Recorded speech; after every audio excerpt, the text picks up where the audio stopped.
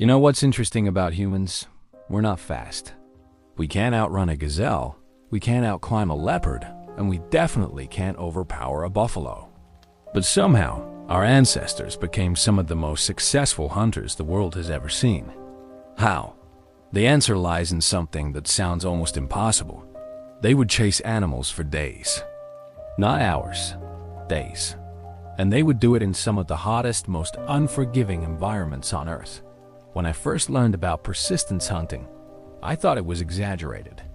Surely ancient humans had better methods than just walking after animals until they collapsed. But the more I researched, the more I realized this wasn't just some desperate survival strategy. This was sophisticated, scientific, and it required skills that most of us today can't even imagine.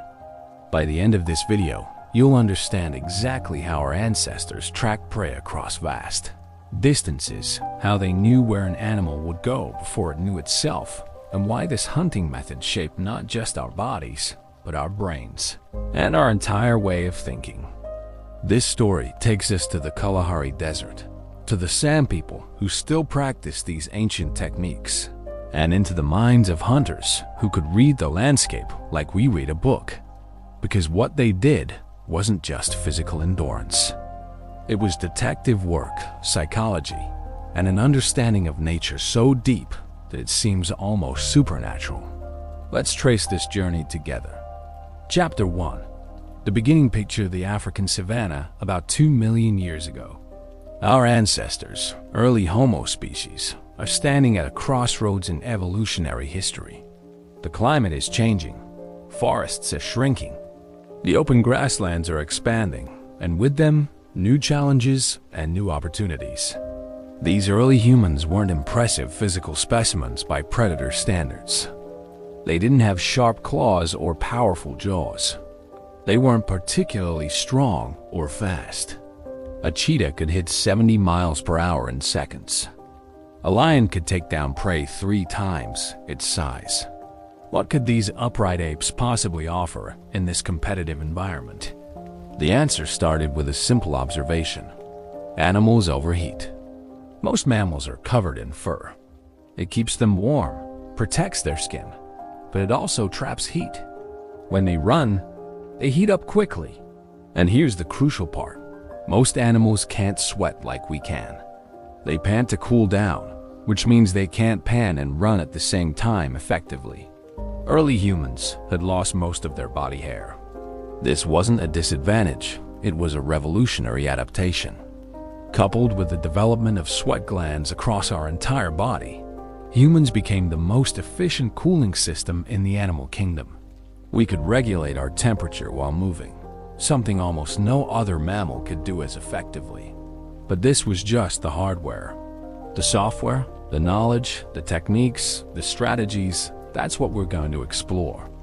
The San people of southern Africa, also known as Bushmen, have practiced persistence hunting for thousands of years. Some groups still do. When anthropologists and researchers first witnessed these hunts in the modern era, they were documenting something that stretched back into deep prehistory. These weren't primitive techniques. They were refined, sophisticated, and required years of training to master. A persistence hunt begins before dawn. The hunter wakes in darkness, preparing mentally and physically for what might be a 2-day pursuit. He carries minimal equipment, a spear, a small container for water, perhaps some ostrich eggshells filled with water buried along known routes from previous hunts. No heavy pack, no excess weight. Everything is calculated for endurance. The first crucial decision: which animal to hunt. You might think hunters would go after the weak, the sick, the old. Sometimes, yes. But often, they would select a healthy adult animal in its prime. Why? Because a healthy animal behaves predictably. A sick animal might do anything, go anywhere, die in an inaccessible location. A healthy animal follows patterns, and patterns can be exploited.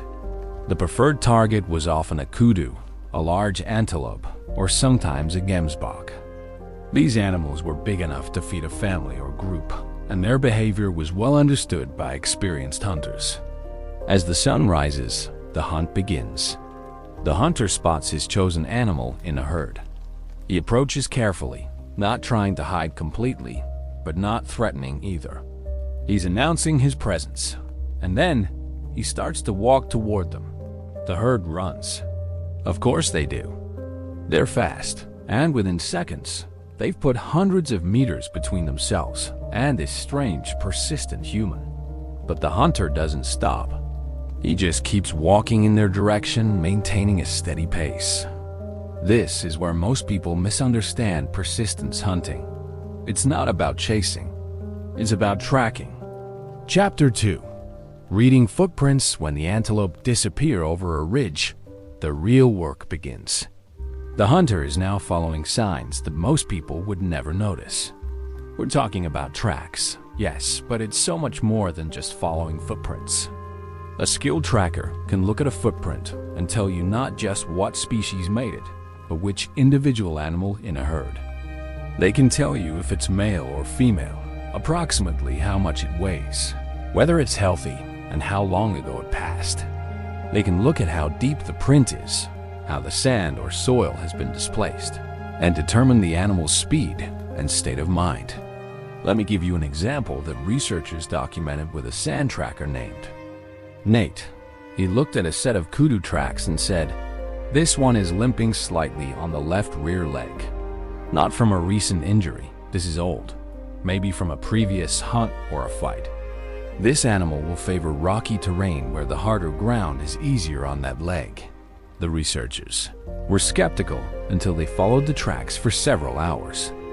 Sure enough, when the herd had options, that particular kudu consistently chose rockier paths. How is this possible? It comes down to thousands of hours of observation. Sand children start learning tracking as soon as they can walk.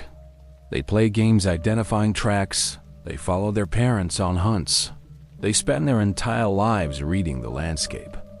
By adulthood, a tracker has internalized so much information that these deductions become almost automatic. But it's not mystical. It's pattern recognition on a level that we rarely develop in modern life. The depth of a track tells you weight and speed. The spacing tells you gait. The clarity of the edges tells you how long ago it was made. Fresh tracks have sharp edges. Old tracks are weathered and blurred. The direction of displaced sand or soil tells you direction of travel and how the animal was moving, walking, running, panicked, calm. Then there's the substrate itself. Different soils hold tracks differently. Sandy areas show clear prints, but they degrade quickly in wind. Clay holds prints longer, but might not show fine details. Rocky areas show almost no tracks, but a skilled tracker looks for other signs. What other signs? Disturbed vegetation. A broken twig at a certain height indicates an animal passed through. The way grass is bent shows direction.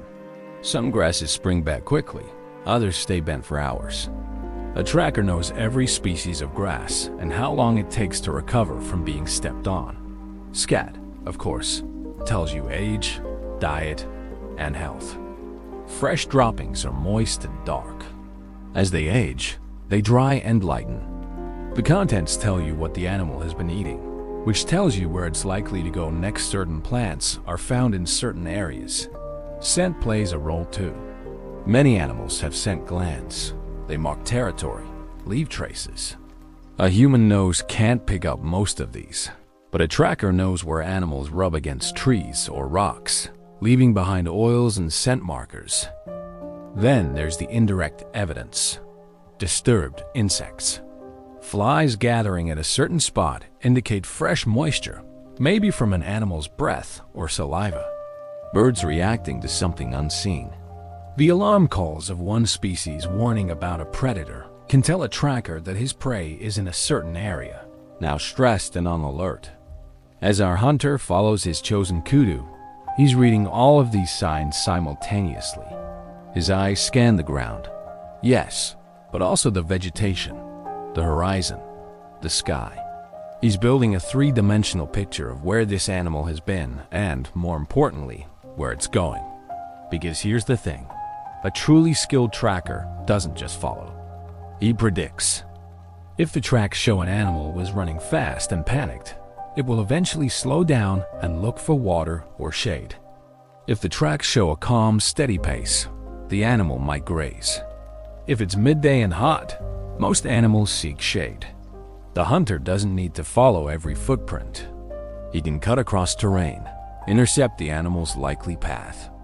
There's a documented case of a sand hunter who followed a wounded gemsbok for 16 hours. The tracks were sometimes clear, sometimes non-existent on rocky ground. The hunter told researchers he didn't need to see every print. He knew where the animal was going. It's injured, it's hot, and there's only one water source within reach. It has to go there. He was right. This kind of tracking requires not just observation skills, but deep ecological knowledge.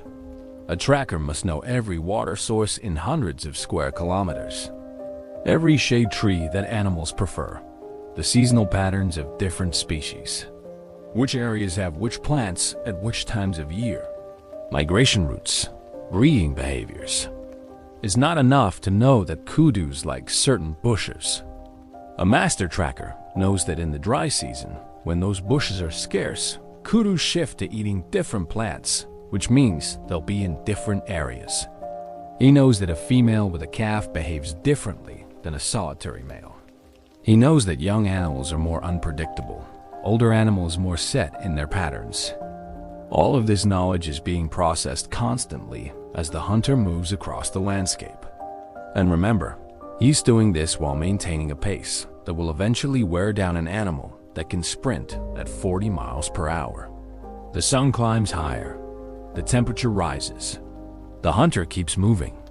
Chapter 3. Persistence running. Let's talk about what's actually happening physically during a persistence hunt, because this is where the true genius of the method becomes clear. The hunter is not sprinting.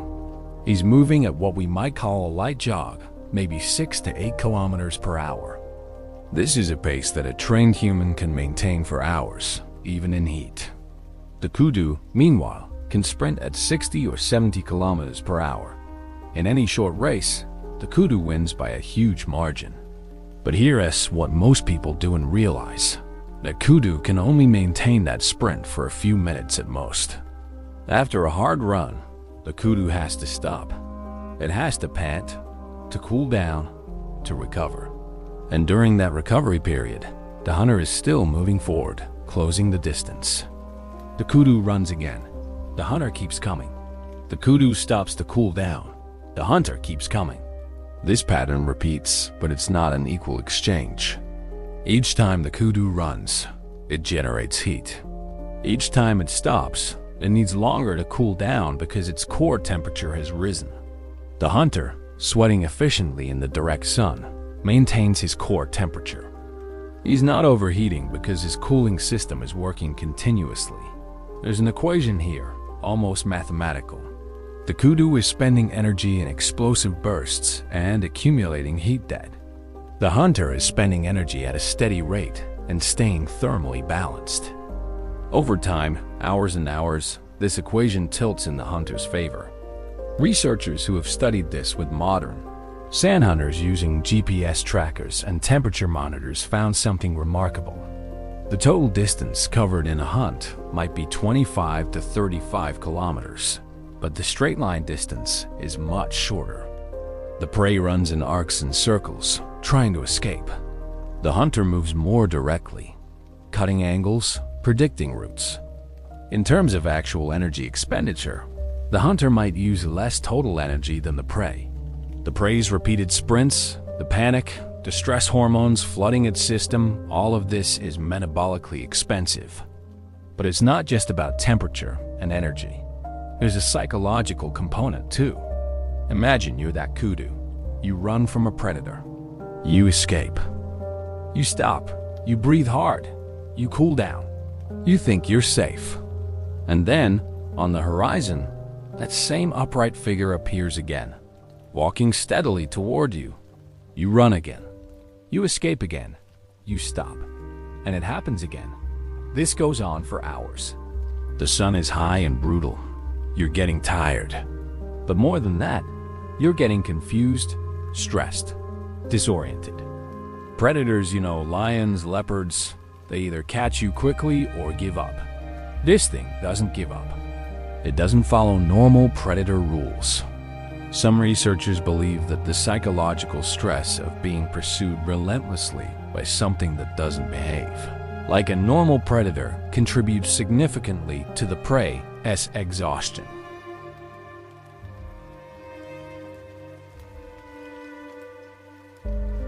The hunter, meanwhile, is in a different mental state. He's not panicked or stressed in the way his prey is. He's focused, calm, almost meditative. This is not a frantic chase. It's a patient pursuit.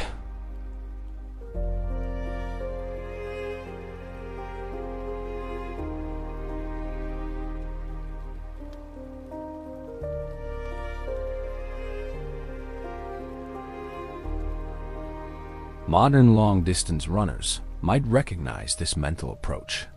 When you're running for hours, your mind enters different states. You become aware of your body in a different way. Time distorts. The physical discomfort becomes background noise. You're thinking, but not in the normal, rapid-fire way. You're observing, processing, but also just being present in the movement.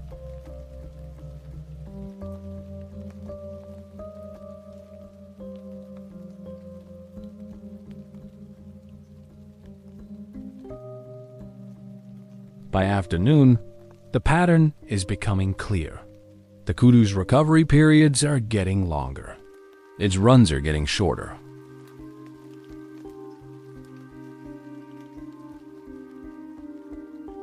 If he pushes too aggressively, the prey might find a last reserve of energy, or it might lead him into dangerous terrain, or it might simply die in an inaccessible location.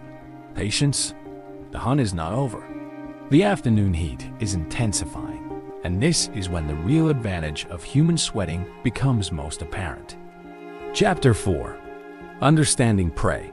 To successfully hunt an animal for days, you need to think like that animal. You need to understand not just its physical capabilities, but its psychology, its instincts, its behavior patterns. This was perhaps the most sophisticated aspect of persistence hunting, the deep ecological and psychological knowledge that hunters accumulated. Let's take the kudu as our example, since it was one of the most commonly hunted animals using this method. A kudu is a large antelope, standing about 1.5 meters at the shoulder, weighing around 300 kilograms for a large male. It has beautiful spiral horns and a distinctive pattern of white stripes on its body. Kudus are browsers, preferring leaves and shoots to grass, which means they're often found in areas with bushes and trees rather than open grassland. A hunter who targets a kudu knows several crucial things about how this animal thinks and behaves. First, kudus have excellent hearing. Those large ears can rotate independently, picking up sounds from all directions. This means a hunter can't sneak up on one, and it means the kudu will know he's being followed even when it can't see him. But here's the interesting part. The hunter doesn't try to hide. He maintains enough distance to not trigger a panic response, but he lets the animal know he's there. This is intentional. The constant awareness of pursuit is part of the strategy. It keeps the animal in a state of alert stress that accelerates exhaustion. Second, kudus are creatures of habit. They have preferred routes through their territory, preferred water sources, preferred shade spots. An experienced hunter knows these patterns. If he's hunting in an area he knows well, he can predict where the kudu will try to go. He might even know specific trees where kudus commonly rest during the heat of the day. Third, kudus are not evenly matched in stamina. A young, healthy male kudu might last much longer in a pursuit than an older female. But a young kudu is also more unpredictable. It might take risks, jump into areas that are dangerous, or simply make erratic decisions due to inexperience. Older kudus are smarter, but tire more quickly. The hunter's choice of target at the beginning of the hunt reflects this calculation. As the hunt progresses into the afternoon, The hunter is constantly reading the kudu's behavior through its tracks and, when he has visual contact, through direct observation. Is the animal still moving in straight lines, or is it starting to circle back? Circling often indicates confusion and exhaustion. A tired animal loses its sense of direction, falls back on instinct rather than strategic thinking. Are the tracks getting closer together? This indicates a shortening stride, a sign of fatigue. Is there evidence of stumbling? Drag marks from hoof scraping, uneven weight distribution in the prints? When the hunter does see the animal, he observes its posture. Ears back, head low, flanks heaving, all indicators of distress. But also, he watches for signs that the animal is going to make a stand. Some animals, when exhausted, will turn and face a predator. A kudu's horns can be dangerous. The hunter needs to recognize this possibility and be prepared. There's also the question of herd dynamics. If the hunter started by selecting one kudu from a herd, that kudu is now alone. At some point during the chase, it's separated from the group. This isolation adds to the animal's stress. Kudus are social animals, and being alone means being vulnerable. The hunter knows this. He might even have encouraged this separation by angling his approach to cut the target kudu off from its herdmates. But understanding prey behavior isn't just about one species. A master hunter needed to know multiple species because different times of year, different conditions, different needs might require hunting different animals. Gemsboks, for example, hunt very differently than kudus. A gemsbok is built for desert survival. It can tolerate higher body temperatures, it needs less water, and it's generally tougher and more stubborn. A gemsbok hunt might last longer than a kudu hunt for this reason. But gemsboks are also more predictable in some ways. They stick to open areas, they have fewer hiding spots, and their behavior is more uniform. Elands, the largest antelope, were prized because they provided so much meat. But they're also incredibly smart and can be dangerously unpredictable when cornered. Smaller animals like springbok were usually not worth the effort of a long persistence hunt. They were caught using different methods, traps, ambush hunting with the whole group participating. The knowledge base required for successful hunting was encyclopedic. Hunters needed to know seasonal movement patterns of multiple species water source locations across hundreds of square kilometers, plant distribution and how it affects animal behavior, weather patterns and how they influence animal movement, predator territories. You don't want to corner your prey in a lion's territory. Terrain features and how different animals navigate them, age and sex indicators for each species, signs of animal health and disease mating season behaviors, how different animals react to different types of threat. This knowledge was passed down through generations, but it was also deeply personal. Each hunter developed his own understanding through years of observation. An experienced hunter might know individual animals in his territory. The old kudu bull with the broken horn who drinks at the acacia spring, or the gemsbok herd that grazes near the red rocks. This brings up an important point about indigenous hunting that often gets misunderstood. This wasn't random wandering or lucky encounters. This was systematic, scientific, built on hypothesis testing and empirical observation. A young hunter learning from an elder wasn't just memorizing facts. He was learning a methodology. Why does that kudu track turn here? What do you think it was responding to? What would you do differently if you were that animal? The teaching was Socratic, encouraging the learner to think through the animal's perspective, to build predictive models.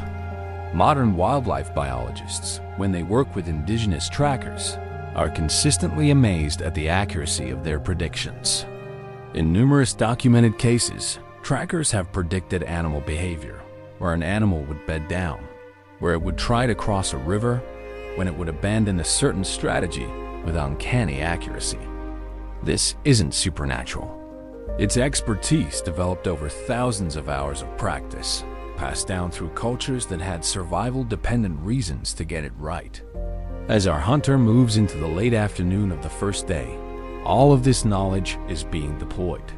He's reading the landscape, predicting his prey's next moves, adjusting his own strategy accordingly. The sun is beginning its descent, and soon, decisions will need to be made about whether to continue through the night or to camp and resume at dawn. But before we get there, we need to talk about the one resource that both hunter and prey desperately need: water.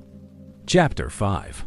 Water sources in the semi-arid environments where persistence hunting developed. Water is life. And water strategy is perhaps the most critical element that determines success or failure in a multi-day hunt. The human body loses water through sweat. In the heat of the Kalahari Desert or similar environments, a person engaged in continuous moderate exercise can lose 1 to 1.5 liters of water per hour. Over a 10-hour hunting day, that's 10 to 15 layers. Without water replenishment, a human would be in serious trouble within hours. So how did persistence hunters manage this? First, preparation. Before a hunt, hunters would often cache water along known routes. They used ostrich eggshells as water containers, nature's perfect canteen. An ostrich eggshell holds about a liter of water, is incredibly strong for its weight, and can be buried to keep the water cool. Hunters would bury these at strategic points along routes they knew animals frequented. This required long-term planning and incredible spatial memory. A hunter might have dozens of these caches spread across hundreds of square kilometers. He needed to remember not just where they were, but how much water was in each one, how long it had been since he filled it, and which caches were on the likely route of any given hunt. Second, opportunistic water collection. Hunters knew every water source in their territory. Every spring, every seep, every seasonal pool, every rock depression that held water after rain. They also knew plant sources of water, certain roots, certain melons that grew wild. In extreme situations, a hunter could survive on these. But here's where strategy becomes crucial. The prey needs water too. And unlike the hunter, the prey doesn't have water caches or knowledge of multiple sources. An exhausted, overheated kudu will make for the nearest reliable water source it knows about. This created a strategic dynamic. The hunter could predict with reasonable accuracy where his prey would eventually try to go. If he knew the territory well, he might even take a more direct route to intercept the animal near water. There are documented hunts where the hunter actually reached the water source ahead of his prey, rested, drank his fill, and waited. When the exhausted animal arrived, expecting relief, it found its pursuer already there. The psychological impact of this on the prey animal must have been devastating. But water strategy went both ways. If a hunt went poorly, if the animal was leading the hunter away from known water sources into unfamiliar territory, the hunter had to make hard decisions. Continue and risk severe dehydration, or abandon this particular prey and return to hunt another day. There are stories, some tragic, of hunters who miscalculated and died from dehydration during failed hunts.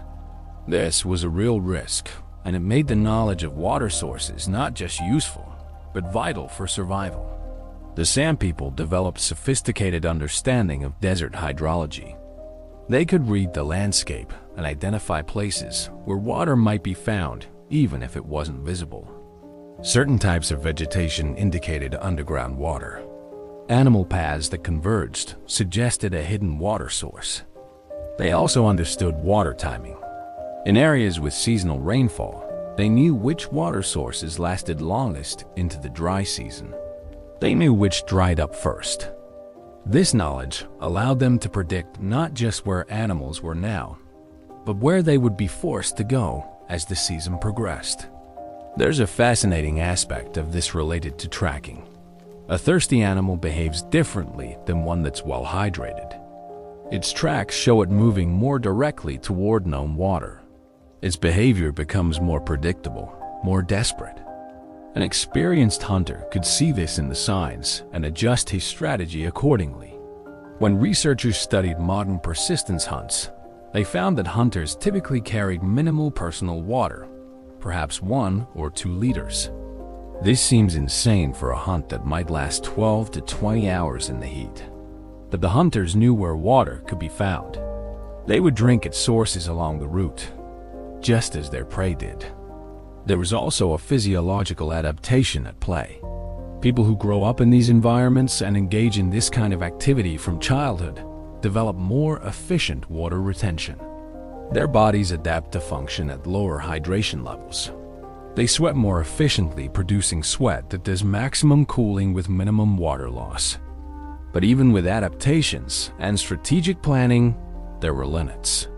In extreme heat, on unsuccessful hunts that led away from water sources, hunters sometimes had to abandon the pursuit. This wasn't failure, this was wisdom. Living to hunt another day was more important than any single kill. Water also factored into timing decisions. Should the hunt continue through the night? If water sources along the route were limited and the prey was leading away from known sources, the answer might be no. Better to camp, rest, conserve water, and resume in the morning when the prey would be forced to move toward water. But if water was available and the prey was showing signs of severe exhaustion, continuing through the night might be the better strategy. The animal couldn't recover fully, couldn't rehydrate properly, and the continuous pressure might bring the hunt to a successful conclusion by dawn. These decisions required not just physical knowledge, but meteorological prediction. Was it going to be a cool night? Would there be dew in the morning that could provide some moisture?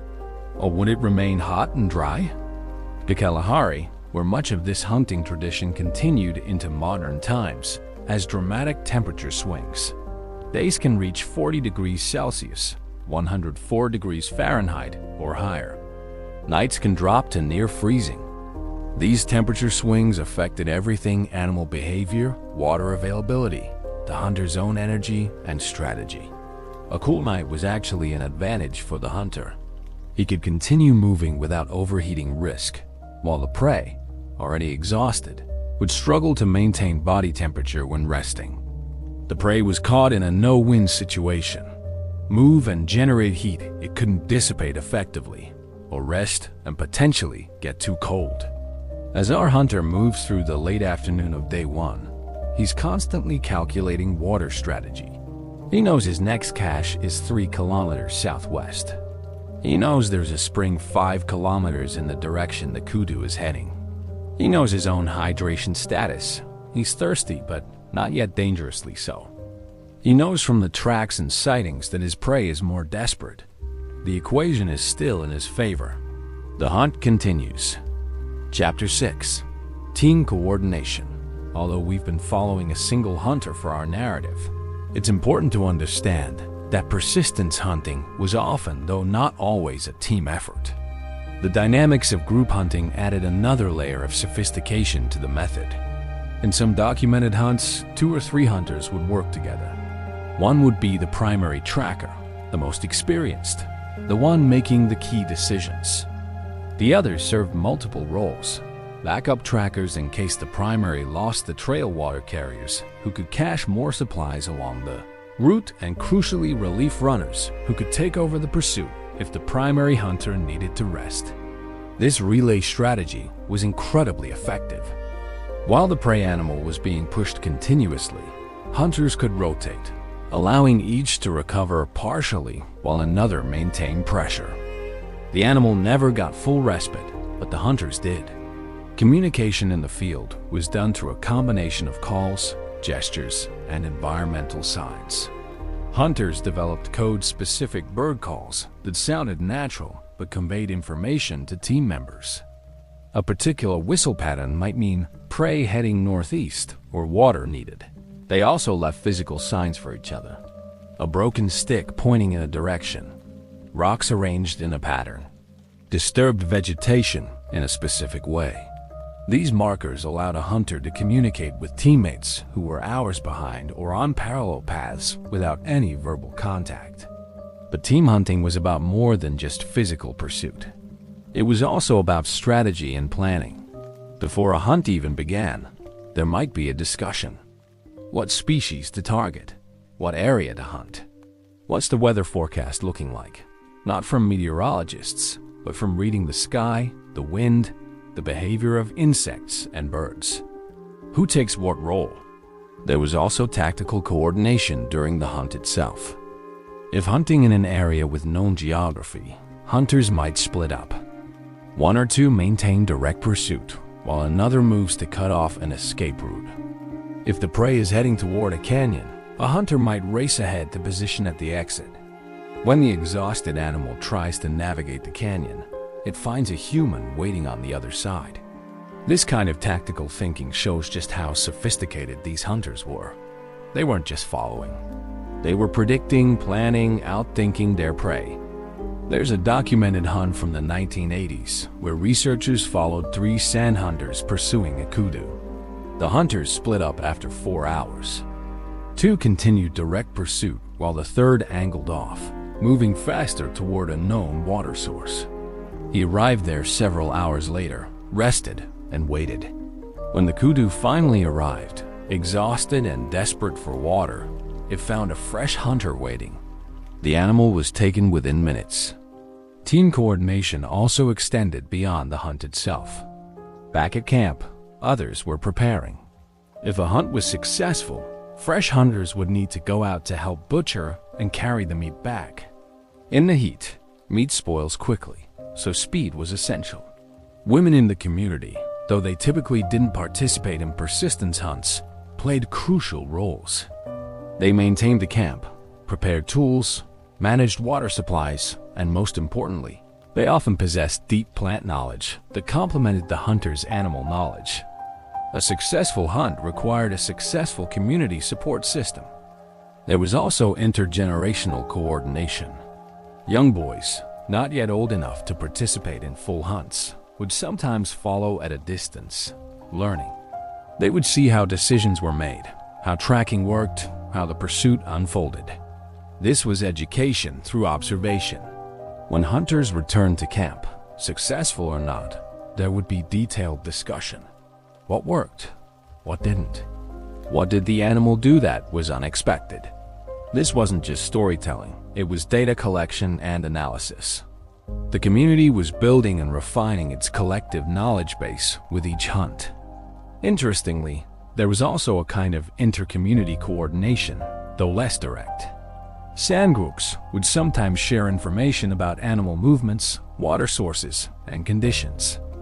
This happened during seasonal gatherings or when groups encountered each other. Hunting knowledge wasn't hoarded, it was shared, because everyone benefited from better understanding of the environment. However, team coordination had limits. Too many hunters could be counterproductive. The prey might scatter a herd too effectively, making it impossible to maintain focus on a single animal. More hunters meant more water needed, more supplies to manage. The optimal number seemed to be 2 to 3 hunters for most pursuits. This provided backup and relief without creating logistical problems. There was also the question of credit and meat distribution. In sand culture, the meat from a hunt was distributed according to specific social rules. The hunter whose arrow or spear made the kill got first allocation, but meat was ultimately shared throughout the community based on kinship and social obligations. This system created strong incentives for cooperation rather than competition. The social structure of hunting was fascinating. Young men might compete to prove themselves, but experienced hunters often worked together seamlessly. Their coordination built on years of mutual experience. They knew each other's strengths and weaknesses, communication styles, decision-making patterns. There are accounts of hunting partnerships that lasted decades. 2 or 3 men who hunted together so often that they could predict each other's moves without verbal communication. One would see tracks and know instantly what his partner was thinking, what strategy he would employ. This kind of coordination extended to the spiritual and ritual aspects of hunting. Before and after hunts, there were often ceremonies, prayers, acknowledgments. The community came together to prepare mentally and spiritually for the hunt and to give thanks afterward. Some anthropologists argue that this kind of coordinated group activity requiring communication Planning, cooperation, and shared mental models was a driving force in human cognitive evolution. We had to get better at working together to hunt successfully, and this pressure shaped our social brains. Whether or not that's true, it's clear that persistence hunting was never just about one human and one animal. It was about communities, knowledge systems, coordinated strategies, and social structures all working together toward a common goal. As our primary hunter continues through the evening of day one, he knows he's not alone. Even if his teammates are hours away, he's part of a larger system. His success or failure will be discussed, learned from, built upon. The hunt belongs to the community as much as it belongs to him. Chapter 7. Night tracking. As the sun sets on the first day of the hunt, a crucial decision point arrives. Continue through the night or camp and resume at dawn. This decision depends on multiple factors: the condition of the prey, the terrain, the weather, available water, the hunter's own energy levels, and moon phase. Moon phase? Yes, a bright full moon provides enough light to track at night.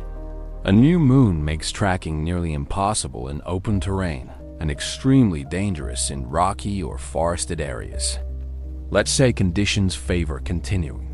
The prey is visibly exhausted. The night will be clear with a nearly full moon. Water is available, and the terrain is familiar. The hunter decides to maintain pressure through the night.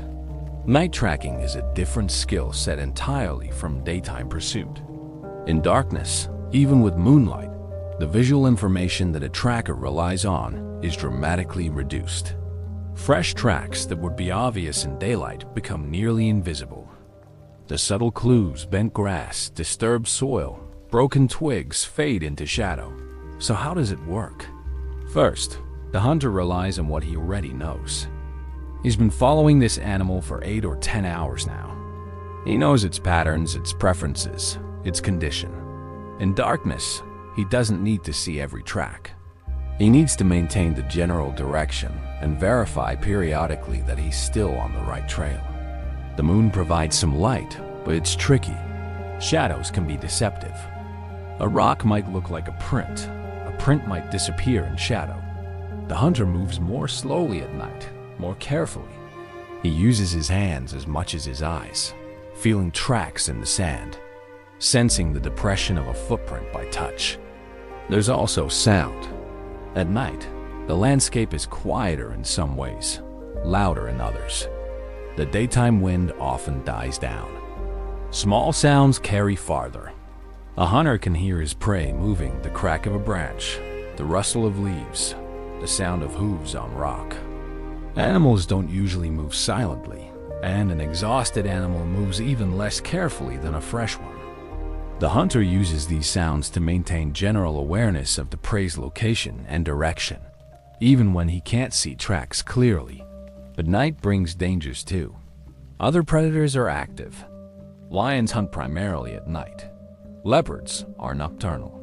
A hunter pursuing a kudu through the darkness might inadvertently walk into a predator's territory or even interrupt an active hunt. This is deadly dangerous. Sand hunters tell stories of near misses with lions during night hunts. One hunter described hearing a low growl to his left while tracking. He froze, waited, slowly backed away. In the morning, returning to that spot, he found lion tracks crossing his own trail. The lion had been watching him, perhaps considering whether this human was prey or competitor.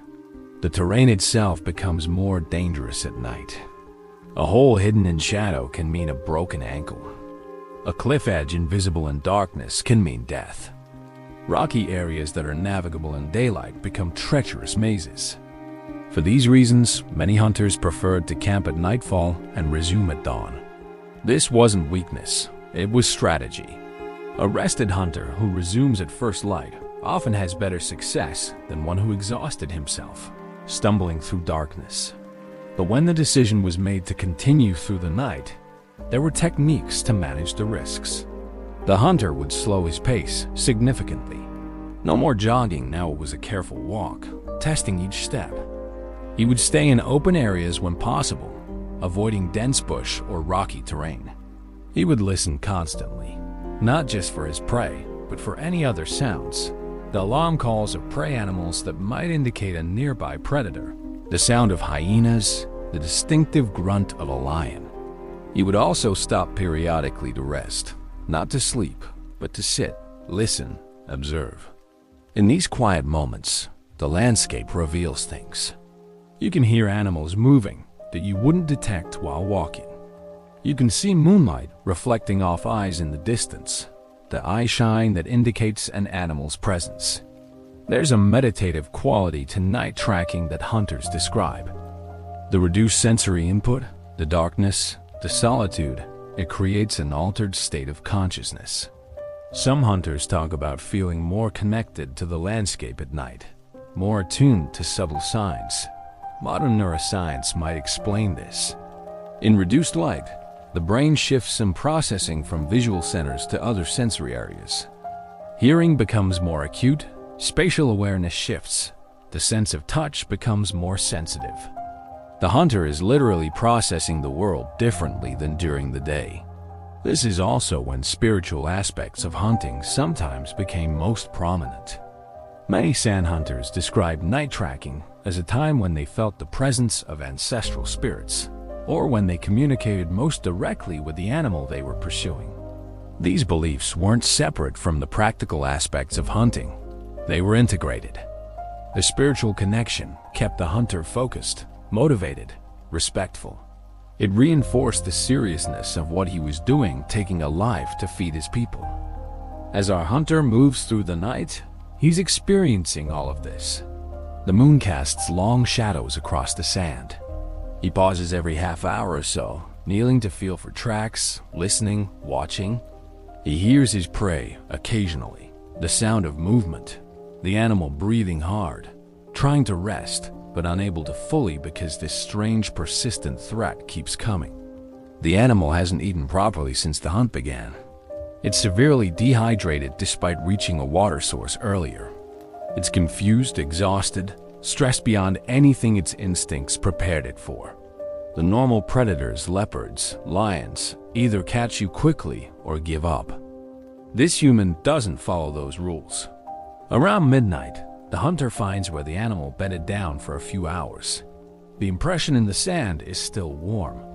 The kudu rose when it heard him approaching, stumbled away into the darkness. The hunter takes this as a good sign. The animal is so tired, it was willing to lie down even knowing it was being pursued. The end is approaching, but he doesn't rush. Rushing in the dark is how you get injured. He maintains his pace, steady, patient. The night is cool now, perhaps 15 degrees Celsius, comfortable for walking. The animal, built for quick sprints and then rest, is probably struggling with the temperature drop after the heat stress of the day. Hours pass. The moon tracks across the sky. The hunter drinks from a cached ostrich eggshell he buried here months ago, refills it at a small seep he knows about. He eats a handful of nuts and dried meat, not much, just enough to maintain energy. He's tired too. This is perhaps hour 16 of the hunt, but he's trained for this his entire life. His body knows how to manage fatigue, how to find reserves, and psychologically, he's still sharp. The chase has its own momentum now. He can sense the prey weakening. Success is close. As dawn approaches, the sky begins to lighten in the east. This is actually the most difficult time for tracking. The pre-dawn darkness where the moon has set, but the sun hasn't risen. Visibility is at its worst.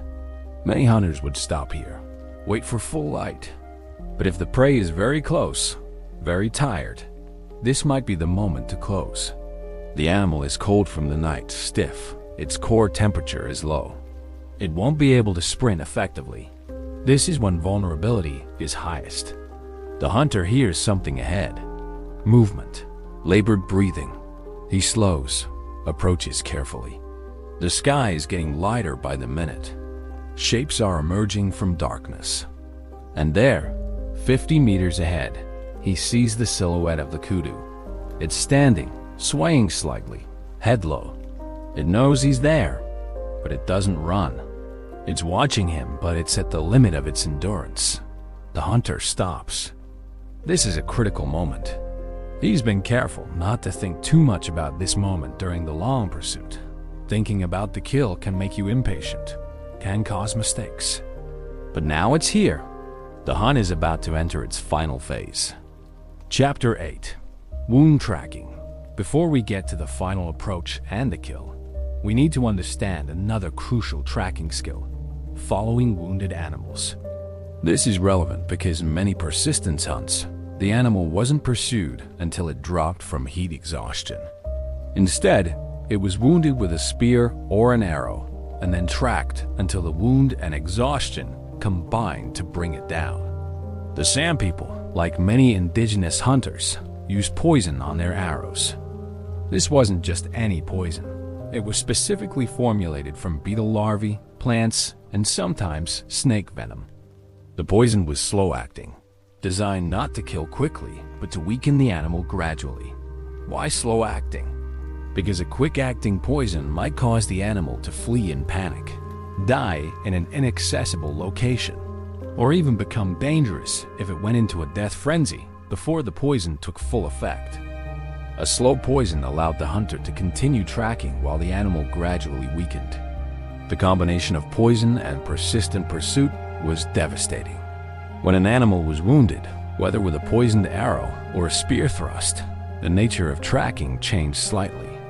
Now the hunter was following not just footprints and behavior, but blood signs and signs of injury. A wounded animal leaves different tracks. The gait changes. If hit in the leg or shoulder, one side might drag slightly. The animal might favor certain terrain-avoiding jumps, seeking easier paths. The spacing of tracks might become irregular as the animal compensates for pain or weakness. Blood signs tell a story. Bright red blood that sprays indicates an artery hit. The animal will weaken quickly. Dark blood suggests a muscle or organ hit slower, but still serious. The amount of blood tells you how severe the wound is. The pattern tells you what the animal was doing: walking, running, standing, still bleeding. But here's something interesting. Wounded animals are more dangerous than healthy ones. A healthy animal runs. A wounded animal that feels cornered might attack. Kudus with their sharp horns, gemsboks with their long straight horns like spears. These can kill a human. Hunters had to read the signs carefully to know when an animal might turn and fight.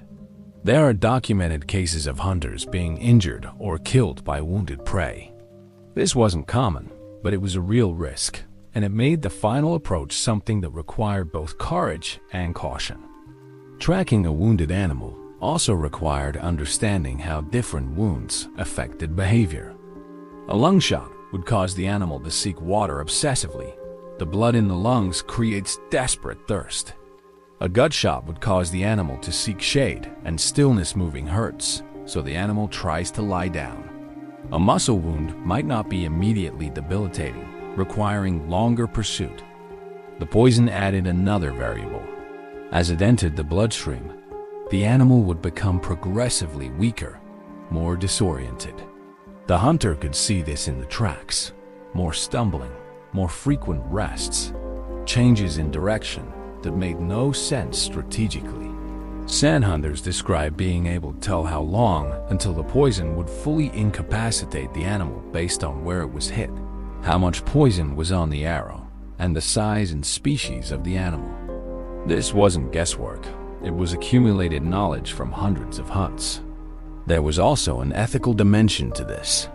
Hunters wanted the animal to die as quickly as possible, consistent with successful recovery of the meat. A slow death wasn't desired for cruelty's sake. It was a practical necessity of the method. But hunters still felt the weight of causing suffering, which is why many hunting cultures developed elaborate rituals of apology and thanks to the animal. The tracking of wounded animals also involved understanding their psychology. An animal in pain and weakening from poison might try to hide rather than flee. It might circle back to familiar territory. It might seek out its herd for protection. Different species reacted differently. Kudus, when badly wounded, often tried to find thick brush to lie in, betting that they could hide and that the hunter would pass by. This rarely worked. The blood trail gave them away, but it was instinctive behavior. Gemsboks, tougher and more aggressive, were more likely to stand and face a threat. A wounded gemsbok was particularly dangerous. Its horns are perfectly straight, sharp, and can easily impale a person. Hunters approaching a wounded gemsbok did so with extreme caution, often working in teams to distract the animal from different angles. There is an account from a sand hunter named Kate, who described tracking a wounded gemsbok for 2 days. The poison wasn't taking effect as quickly as expected. Possibly the arrow hadn't penetrated deeply, or the animal was unusually resistant. The gemsbok led him through rough country, rocky terrain where tracking was difficult. At one point, the gemsbok turned and charged. Kate had to drop everything and climb a tree. The gemsbok waited below for several minutes, then wandered off. Kate waited, descended carefully, and continued tracking. Eventually, the poison and exhaustion won out, but it was a reminder that wounded prey could be unpredictable. Blood tracking had its own set of technical skills. How long does blood stay fresh in different conditions? In the heat, blood dries quickly, sometimes in minutes. In shade or on certain surfaces, it stays liquid longer. The color changes as it dries. Bright red fades to brown, then to black. Flies gathering on blood spots could help a tracker find signs that weren't immediately visible. But flies could also be misleading. They gather on other things too. Rain could wash away blood trails entirely. If a wounded animal was being tracked and rain started, the hunter had to work faster or risk losing the trail completely. This added pressure to an already intense situation. The hunter also had to be aware of other predators being attracted to the blood scent. A wounded, bleeding animal is an easy target for lions, leopards, hyenas. These predators have far better sense of smell than humans. They could track the blood from much farther away. There are documented cases of hunters tracking a wounded animal only to find that predators had gotten to it first. This was frustrating all that work, but the meat was lost. Sometimes hunters could chase predators away and salvage some meat. Other times, they had to abandon it entirely. This risk of losing the kill to predators created time pressure. The hunter needed to stay close enough to the wounded animal to claim it before other predators did, but not so close as to push the animal into dangerous terrain or cause it to flee with its last reserves of energy. It was a delicate balance, requiring constant judgment calls. Push too hard? Risk losing the animal. Hang too far back? Risk another predator claiming it. As the poison worked and the animal weakened, the hunter would see the signs accelerating. The tracks would show more stumbling. The blood trail might increase if the wound reopened from exertion. The animal's rests would become longer, its runs shorter. Finally, there would come a point where the animal couldn't rise. It would lie down, sides heaving, unable or unwilling to get back up, even as the hunter approached.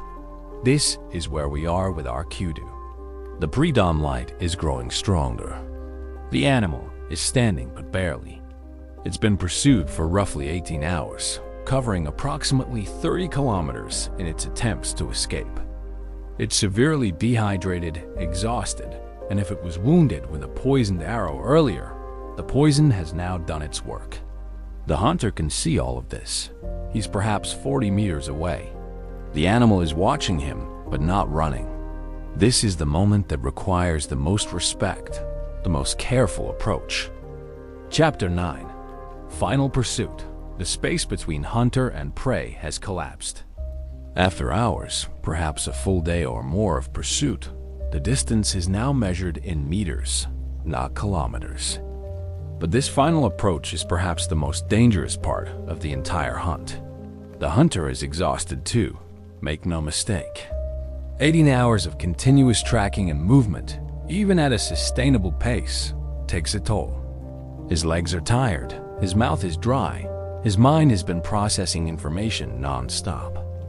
But he's still functional. still capable. The animal before him is at its absolute limit. He approaches slowly, speaking softly. Some hunters describe talking to the animal at this stage. "It's okay, brother. Your time has come. You've run well. Thank you for your life." Whether the animal understands or not is irrelevant. The speaking calms the hunter, focuses his mind, acknowledges the gravity of what's about to happen. The kudu's eyes are wide. Its flanks heave with each breath. Foam or saliva might be visible around its mouth. Its legs are splayed slightly, for balance. Standing takes effort now. If it was wounded earlier, the wound might be visible, or there might be dry blood on its coat. The hunter carries a spear. In the traditional method, he would have carried it the entire hunt, though some hunters cached weapons along known routes to reduce carried weight. The spear is simple but effective, a wooden shaft with a sharp point, sometimes stone, sometimes metal. In later periods, he needs to get close within a few meters to make an effective spear thrust. But even an exhausted kudu has weapons. Those horns can gore. The hooves can kick with surprising force. An animal that knows it's about to die sometimes finds a last burst of desperate energy. The approach is a kind of dance. The hunter moves forward, watching the animal's eyes, its muscle tension, its weight distribution. Is it about to bolt? Unlikely at this stage, but possible. Is it about to charge or lash out? More likely. If hunting with a partner, this is when coordination becomes critical. One hunter approaches from the front, maintaining the animal's focus, while another circles to the side or rear for a spear thrust to the chest or behind the shoulder. The goal is a quick death, piercing the heart or lungs. But even with a mortal wound, an animal doesn't always die instantly. There might be a few seconds or even minutes of thrashing, kicking, desperate movement. The hunter must avoid this, must stay clear until the animal is truly down. In our scenario, the hunter is alone. He speaks softly, approaches from an angle rather than directly head-on. This reduces the threat perception. Slightly direct frontal approaches trigger fight or flight. Responses more strongly. 10 meters. 8. 6. The animal shifts its weight, considering running, but its legs aren't responding properly. The exhaustion is too complete. It makes a sound, a bleed, or snort distress. Fear, defeat. 4 meters. The hunter raises his spear, not threateningly, just into ready position. He's calculating the thrust, where to place it for a quick kill, how to avoid the horns if the animal lunges, where to step if it kicks. 2 meters. This is it. The hunter makes his decision. He steps forward quickly, commits to the movement. The spear thrust is firm, angled behind the shoulder into the chest cavity, seeking the heart and lungs. The kudu reacts, tries to jump away, but it's too slow, too tired. The spear penetrates. The animal's legs buckle. It goes down, kicking once, twice, then still. The hunter doesn't approach immediately. He watches, waits, ensures the animal is truly gone. Approaching a wounded animal prematurely is how hunters get injured. He watches the eyes when they glaze and stop tracking movement. When the breathing stops, that's when he knows it's over. He moves forward, kneels beside the animal. There's often a moment of silence here. The hunt is complete. The animal has died. This creature that he's been connected to for nearly a full day, tracking, understanding, predicting, it's now gone. Many hunting cultures have rituals at this moment. Prayers, thanks, acknowledgments. The San often performs small ceremonies, speaking to the animal's spirit, asking forgiveness, explaining the necessity. This isn't superstition or primitive thinking. It's an acknowledgement of the weight of taking a life. Even for survival. The hunter might make a small cut and taste the blood, a ritual connection. He might close the animal's eyes. He might place his hand on its flank, feeling the warmth that's slowly fading. Then, practicality reasserts itself. The animal needs to be butchered, and quickly. In the heat, meat spoils fast. But he's exhausted, and butchering a 300-kilogram kudu is heavy work. If he has partners, he'll signal them, perhaps with a specific call or by making a smoke signal if he has fire-making materials. If he's alone and far from camp, he might do a rough butchery here, taking the most valuable parts and catching or carrying what he can. He'll mark the location so others can find it and return to camp for help. But before any of that, there's often a moment of just sitting. The intense focus of the hunt, the hours of concentration, the physical effort, it all releases at once. Some hunters describe feeling almost empty after a successful hunt, the adrenaline draining away, leaving profound fatigue. He drinks water if he has any left. He eats something small. He looks at the landscape, the rising sun, the animal he's killed. The kill represents food for his family, his community. It represents success, competence, the validation of years of training and generations of accumulated knowledge. But it's not triumphant in the way you might see in movies. There's satisfaction, yes, relief, but also something more complex, a mixture of gratitude, respect, tiredness, and perhaps a touch of melancholy. Something died so that he and his people could live. That trade-off is never taken lightly, no matter how necessary in modern recreational hunting, especially in Western cultures. There's sometimes a celebration, a trophy mentality. Pictures with the kill, emphasis on the size, the difficulty, the achievement. Traditional persistence hunting had a different ethos. The animal wasn't a trophy. It was food, material, life. The hunt was sacred work, not sport. This difference in attitude is important to understanding the practice. Persistence hunting wasn't done for entertainment. It was done for survival, and survival carried moral weight. You killed because you needed to eat, and you honored what you killed because its death had meaning.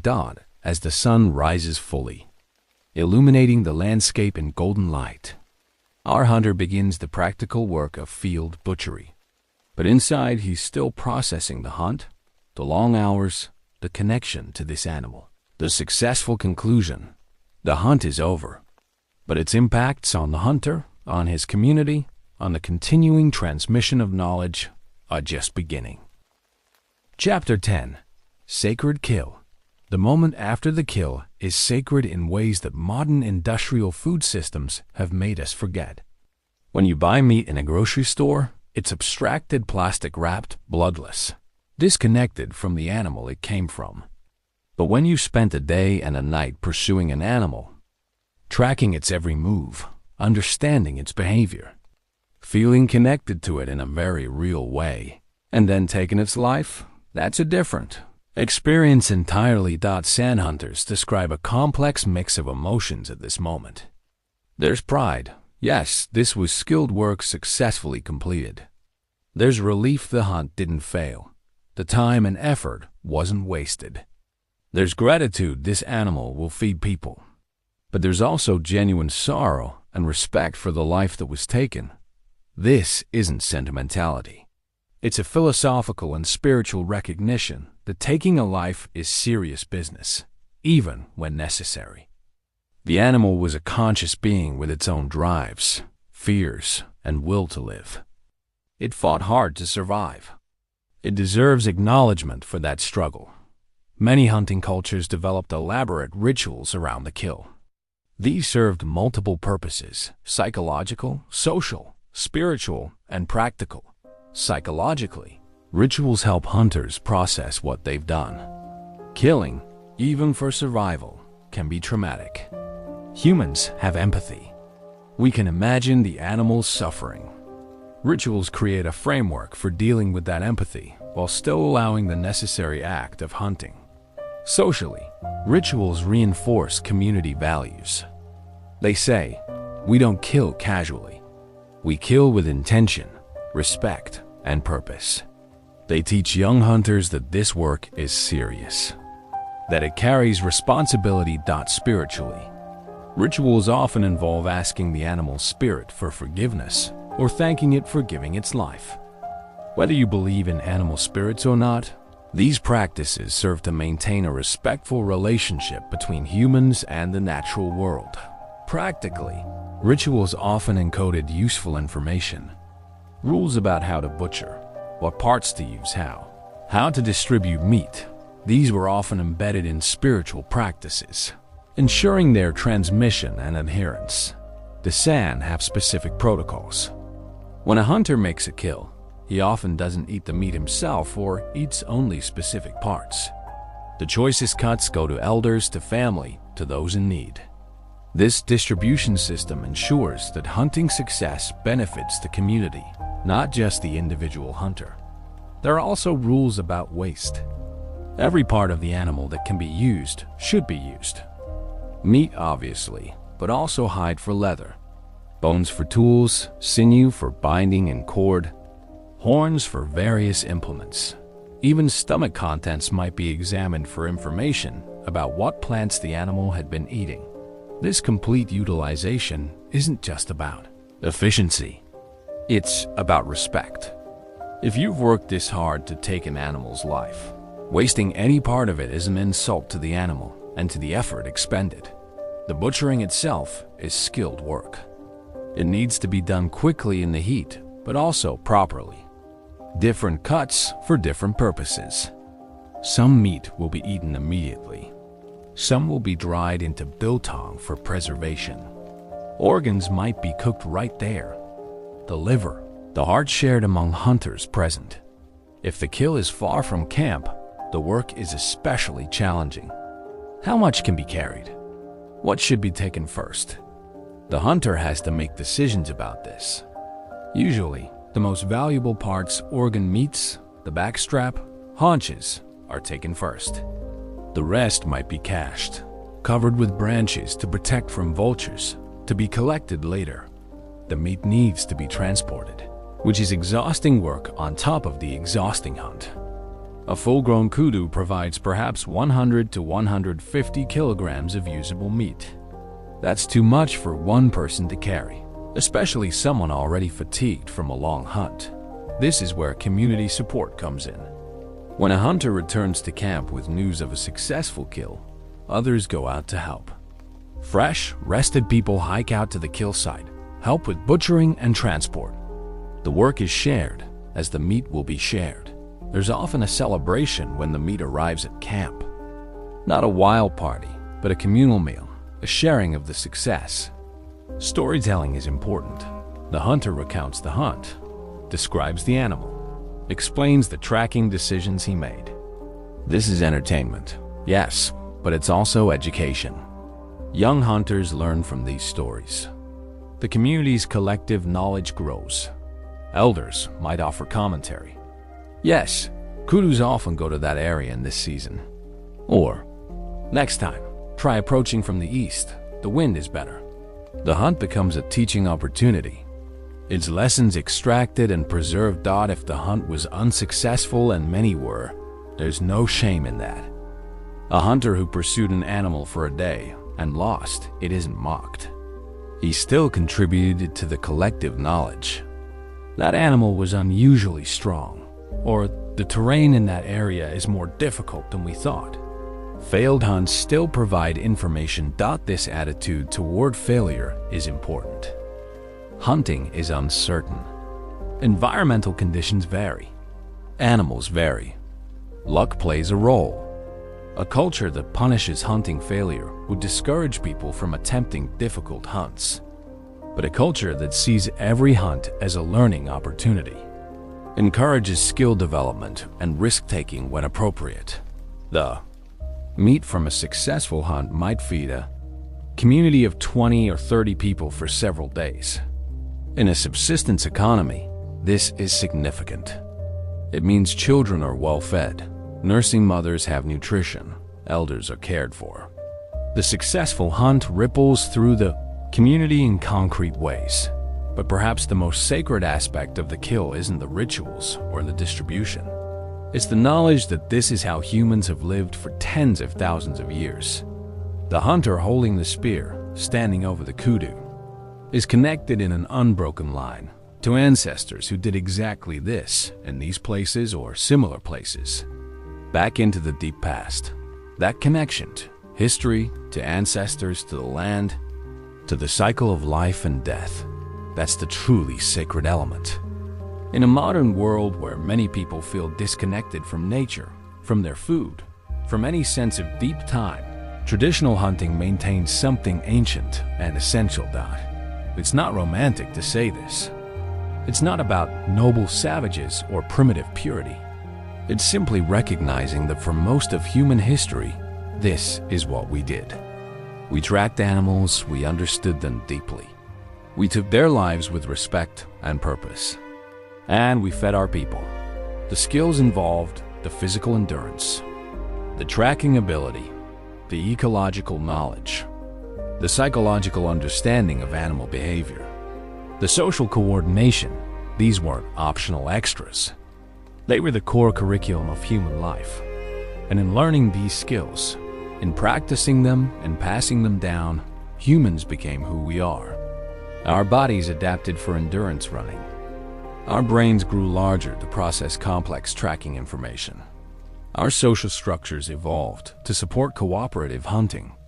Our languages developed to communicate complex spatial and temporal information.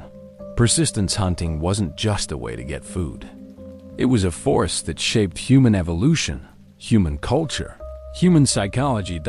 As our hunter sits beside his kill in the growing light of morning, he's not thinking about evolutionary history. He's thinking about getting this meat back to camp, about the people who will eat it, about being tired and wanting to sleep. But in his actions, in his knowledge, in his relationship to this landscape and these animals, he carries forward something profound. The hunt is sacred, not because of religious doctrine, but because it represents something true and deep about what humans are and how we've lived. It's a connection to reality that's easy to lose in modern life, but which persistence hunting maintains with crystal clarity. You work hard. You understand the world deeply. You take life to sustain life. You share with your community. You respect what you kill. You teach what you know. These are the principles, and they're written into every moment of the hunt. Chapter 11. Living legacy. You might think persistence hunting is dead, a relic of the past, preserved only in anthropological records and documentaries. But you'd be wrong. It's still practiced, though rarely, by some sand communities in southern Africa. And more broadly, the skills and knowledge it represents are kept alive in various forms around the world. Why does this matter? Why should we care about an ancient hunting technique in the modern world? Because what persistence hunting represents: deep ecological knowledge, physical endurance, patience, psychological understanding, community cooperation. These are things we're losing. And in losing them, we might be losing parts of ourselves. Let me explain. The Sand people who still practice traditional persistence hunting are not doing it because they have no alternatives. They have access to modern technology, to guns, to vehicles. Some choose to hunt in the traditional way for cultural reasons, to maintain knowledge, to stay connected to ancestral practices. Researchers who have worked with modern sand trackers consistently report that their skills are astonishing by Western standards. Louis Liebenberg, a scientist who has studied tracking extensively, developed a specialized GPS system specifically to document sand tracking techniques. What he found was that the cognitive processes involved in expert tracking were far more sophisticated than previously understood. Trackers weren't just seeing footprints. They were running complex mental simulations of animal behavior, testing hypotheses, making probabilistic predictions. This is high-level scientific thinking, but it's done intuitively, rapidly, based on accumulated experience. Some conservationists have recognized the value of this. In Africa, there are now programs that employ indigenous trackers for wildlife monitoring, anti-poaching efforts, and ecological research. These trackers can find and identify animals that modern technology misses. They can read landscapes and understand animal movements in ways that complement scientific methods. But beyond the practical applications, there's something deeper here. Persistence hunting represents a particular relationship to nature, one of attention, patience, respect, and deep understanding. This relationship is increasingly rare in modern life. Most people in industrialized societies have almost no idea where their food comes from. Meat appears in supermarkets anonymous and plastic wrapped. The animals that died for it are invisible, their lives and deaths unacknowledged. This disconnection has consequences. It makes it easier to waste food, easier to ignore animal welfare, easier to support industrial practices that might be ethically questionable. When you've never had to track an animal, never looked into its eyes, never felt the weight of taking its life, meat becomes just another product. I'm not arguing everyone should hunt. That's not practical or desirable. But the complete disconnection between people and the reality of where food comes from is problematic in ways we're only beginning to understand. Some modern hunters who practice ethical, sustainable hunting describe experiences that echo traditional persistence hunting. The focus, the connection to landscape, the respect for the animal, these aren't exclusive to indigenous practices. They're available to anyone willing to approach hunting with the right mindset. There's also been growing interest in the physical aspects of persistence hunting. Ultramarathon runners, for example, are essentially practicing a form of persistence running. They're exploring the same physiological capabilities that made persistence hunting possible. Some researchers believe that humans' ability to run long distances, which seems arbitrary from a survival standpoint, in modern life is actually a deep adaptation that evolved specifically for persistence hunting. We're literally built for this. Our bodies are optimized for endurance in ways that most modern lifestyles never tap into. When people train for and run ultramarathons, they're not just exercising. They're awakening something ancient, reconnecting with capacities that define human success for millennia. But it's the cognitive and social aspects that might be most important for the modern world. The tracking skills used in persistence hunting: observation, pattern recognition, hypothesis testing, prediction. These are the same skills that underlie scientific thinking. Some educators have argued that teaching tracking could be a powerful way to develop scientific reasoning, especially in children. There have been experimental programs where children are taught basic tracking. They learn to observe carefully, to notice details, to think about cause and effect. What made this mark?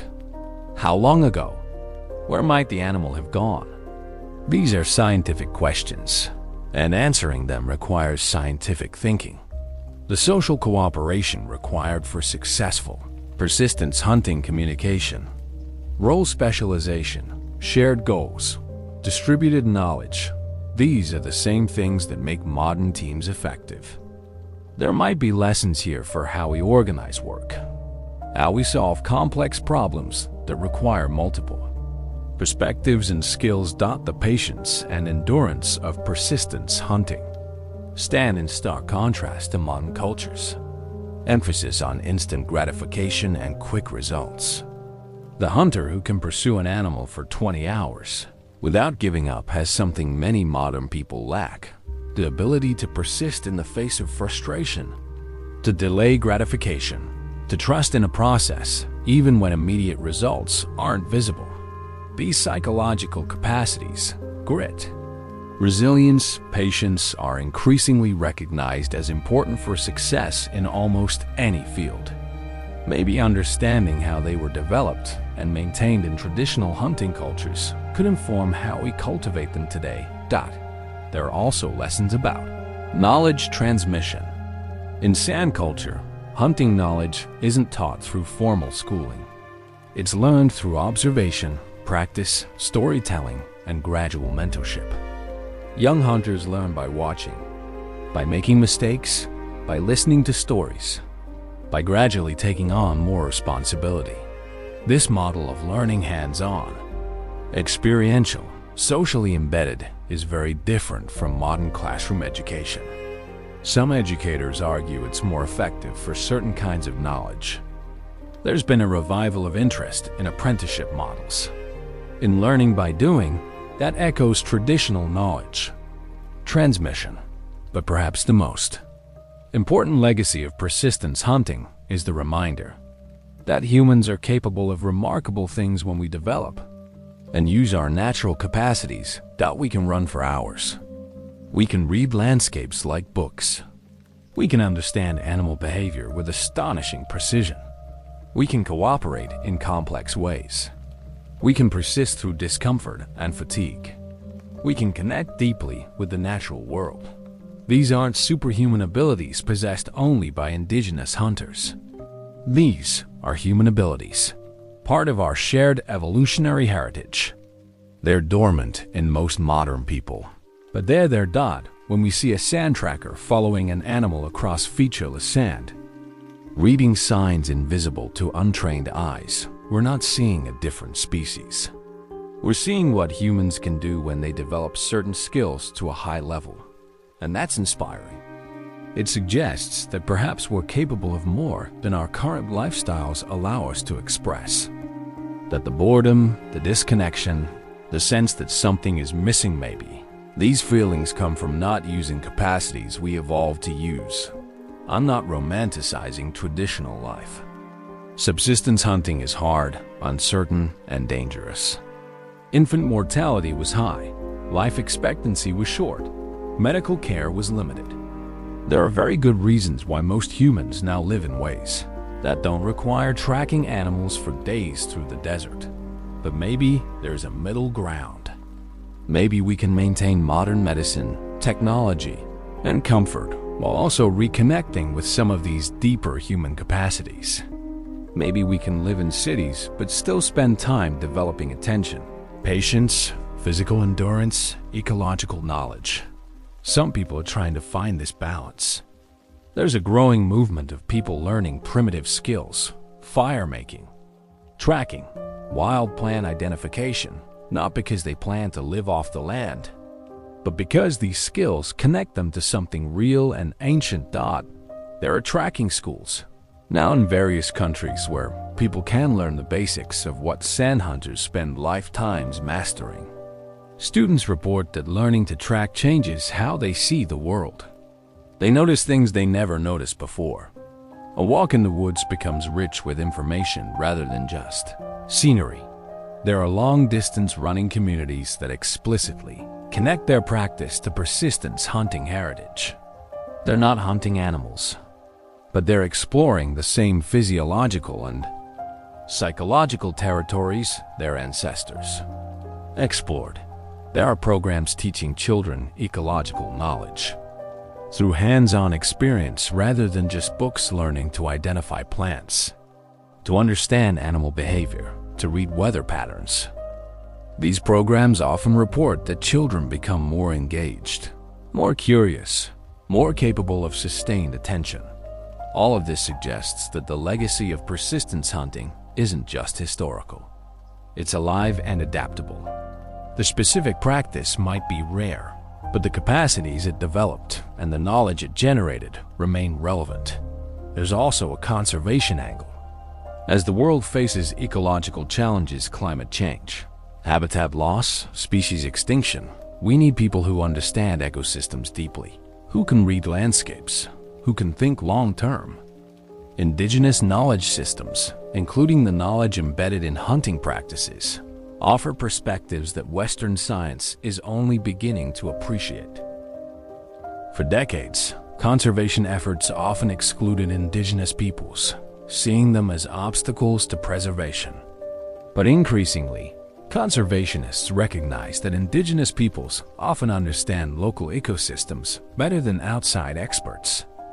Their knowledge, including hunting knowledge, is valuable for effective conservation. Sand trackers, for example, have been employed in anti-poaching efforts. Their ability to track humans through the bush is just as effective as their ability to track animals. They can find poachers that modern technology misses, and they understand the landscape in ways that help predict where illegal activity might occur. This isn't just about using indigenous people as tools for Western conservation goals. It's about recognizing that different knowledge systems, traditional and scientific, can complement each other. Science provides broad patterns and mechanisms. Traditional knowledge provides detailed, local, long-term observations. The best conservation efforts now try to integrate both. Scientists work with indigenous knowledge holders, learning from each other, combining insights. And often, the indigenous knowledge proves remarkably accurate when tested scientifically. There are documented cases of sand hunters telling researchers things about animal behavior that seemed impossible, like identifying individual animals from their tracks or predicting where an animal would go hours in advance. When researchers followed up with modern tracking technology, they found the hunters were right more often than seemed statistically possible. How? Because the hunters had information the researchers didn't: years of observation, pattern recognition. That had become intuitive, an understanding of that particular landscape built over a lifetime or even generations. This suggests that human expertise, developed through traditional methods, can reach levels that modern short-term studies might miss. There's value in slow accumulated, experiential knowledge that complements rapid technology-assisted research.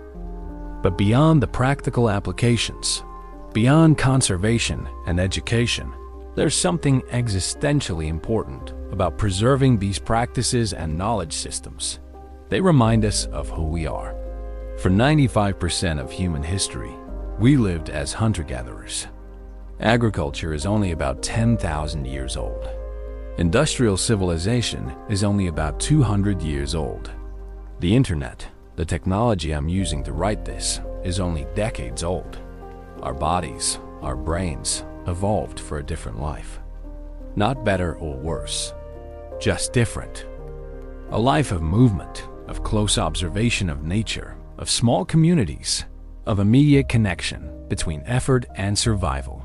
Modern life offers tremendous benefits: healthcare, education, comfort, opportunities. But it also creates mismatches. We evolved to move constantly but now sit in chairs. We evolved for small social groups but now navigate cities of millions. We evolved to see immediate results of our actions but now work in abstract systems where cause and effect are obscured. These mismatches may contribute to modern problems: obesity, depression, anxiety, a sense of meaninglessness. Not all of these problems, but perhaps some. Reconnecting with ancestral practices, even symbolically or partially, might address some of these mismatches. Not by abandoning modernity, but by integrating ancient wisdom with modern understanding. When someone learns tracking and spends a day following animal signs through the woods, they're not just learning a skill. They're experiencing sustained attention, physical movement, connection to nature, problem solving. Patience, all things our ancestors experienced daily, but which modern life often lacks. When communities preserve traditional hunting practices, they're not just maintaining cultural heritage. They're keeping alive ways of thinking, relating, and being that represent tested solutions to human challenges.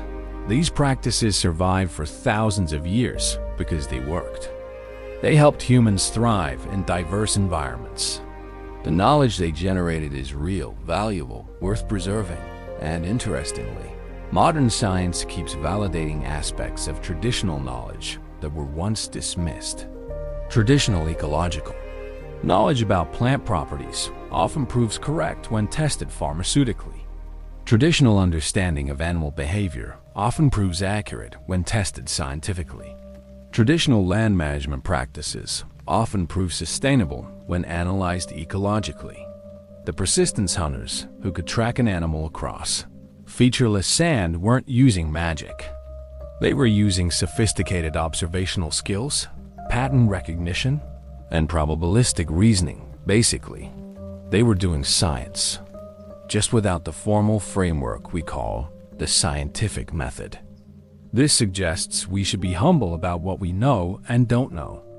Modern science is powerful, but it's not the only way of knowing. Traditional knowledge systems developed their own rigorous methods for testing and transmitting reliable information. A Fei, sand tracker who says that animal will go to the water source beyond the red rocks, isn't guessing. He's making a prediction based on hundreds of observations of how animals behave in similar circumstances. When his prediction proves accurate, as it usually does, that's empirical knowledge, validated through experience. The legacy of persistence hunting, then, is multifaceted. It's practical knowledge about hunting and tracking. It's physiological capacity for endurance. It's cognitive skills of observation and prediction. It's social systems for cooperation and knowledge transmission. It's ethical frameworks for relating to nature with respect. And it's proof that humans are capable of remarkable things when we develop our natural capacities fully in the modern world. We may not need to hunt to survive, but we still need the qualities that made persistence hunting possible: patience, attention, endurance, ecological understanding, cooperation, respect for life. These qualities don't disappear just because we don't hunt anymore, but they do need to be cultivated through other means. And sometimes, looking back at how our ancestors lived can show us what we're missing and how we might reclaim it. The San hunter who successfully completes a persistence hunt does something that's simultaneously ancient and remarkable. Ancient because it's been done for tens of thousands of years. Remarkable because it requires extraordinary skill, knowledge, and endurance. That combination, ancient and remarkable, describes much of what's best about humanity. We are a species with deep roots and astonishing capabilities. We can do things that seem impossible through patience, practice, and understanding. Persistence hunting teaches us this. It shows us what humans can accomplish when we develop our natural gifts, when we pay attention to the world around us, when we persist through difficulty, when we work with rather than against nature. These lessons remain relevant. Whether we're tracking animals or pursuing other goals, the principles are the same. Observe carefully, think deeply, move patiently, persist through setbacks, respect what you're engaging with, share what you learn. The specific practice of pursuing an antelope across the Kalahari for 2 days might be rare, but the wisdom embedded in that practice, the understanding of how to achieve difficult things through sustained effort, attention, and respect, that wisdom is timeless. And that's why persistence hunting matters today. Not because we need to revive it as a primary food source, but because it represents something essential about human potential that we risk forgetting in the modern world. That we are the persistence hunters. We are the patient trackers. We are the ones who can pursue difficult goals across long timelines. We are the ones who can read complex systems and make accurate predictions. We are the ones who can work together to achieve what individuals cannot. These capacities made persistence hunting possible. And these same capacities, if we cultivate and use them, can help us address the challenges we face today. The hunter tracking a kudu across the sand under the blazing sun, reading signs invisible to untrained eyes, persisting hour after hour, finally making the respectful kill and sharing the meat with his community. He's not just hunting. He's demonstrating what humans are, what we can do, what we're capable of. That's the living legacy. Not a museum piece, not a romantic fantasy about the past, but a reminder that within each of us lie capacities deeper and more powerful than our comfortable modern lives usually require us to access. When we need those capacities, when we face challenges that require patience, persistence, attention, cooperation, and deep understanding, they're still there. Still human. Still possible. The persistence hunters knew this. They lived it daily. And in their footsteps, stretching back tens of thousands of years across the landscapes of Africa and beyond, lies a map showing us what humans can be when we fully inhabit our nature. That map is still readable. The path is still there.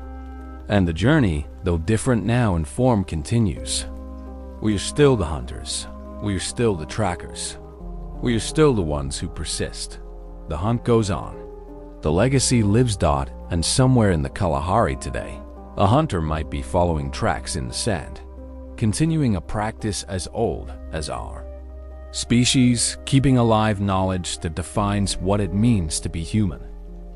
That hunter carries something forward, something ancient, something essential, something worth preserving. He carries us, our history, our potential, our truth, and in his patient footsteps, we remember who we are. There's a specific phenomenon happening in the developed world that researchers are calling nature deficit disorder. It's not an official diagnosis, but it describes something real. Children and adults who spend almost no time outdoors, who have no relationship with the natural world, who can name corporate logos more easily than local plants or animals. This disconnect has measurable effects.